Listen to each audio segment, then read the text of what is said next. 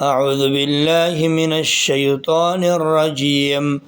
فوسوس إليه الشيطان قال يا آدم هل أدلك على شجرة الخلد وملك لا يبلى فأكلا منها فبدت لهما سوآتهما وطفقا يخسفان عليهما من ورق الجنة وعصى آدم ربه فغوى ثم اجتباه ربه فتاب عليه وهدى قال اهبطا منها جميعا بعضكم لبعض عدو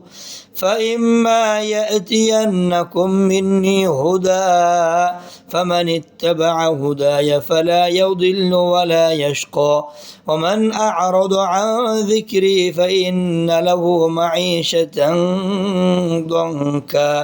ضنكا ونحشره يوم القيامة أعمى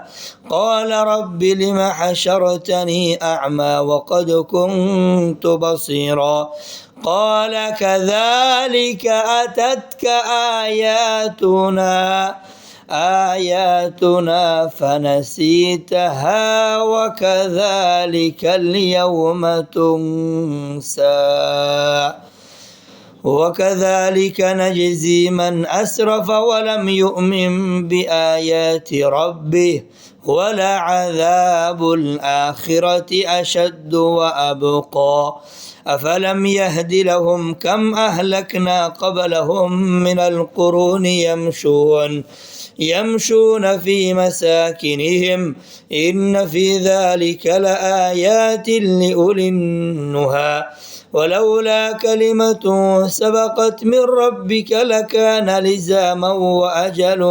مسمى فاصبر على ما يقولون وسبح بحمد ربك قبل طلوع الشمس وقبل غروبها ومن آناء الليل فسبح وأطراف النهار لعلك ترضى ولا تمدن عينيك إلى ما متعنا به أزواجا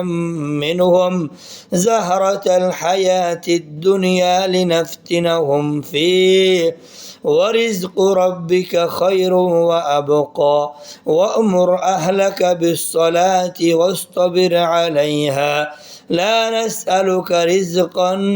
نحن نرزقك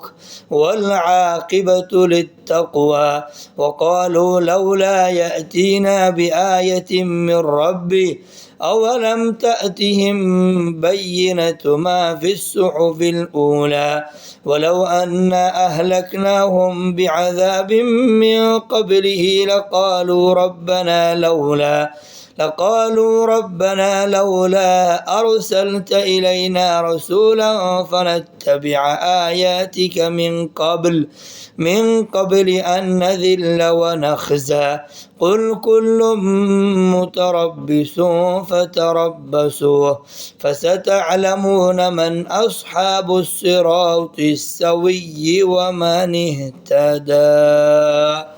الله أكبر. ما شاء الله.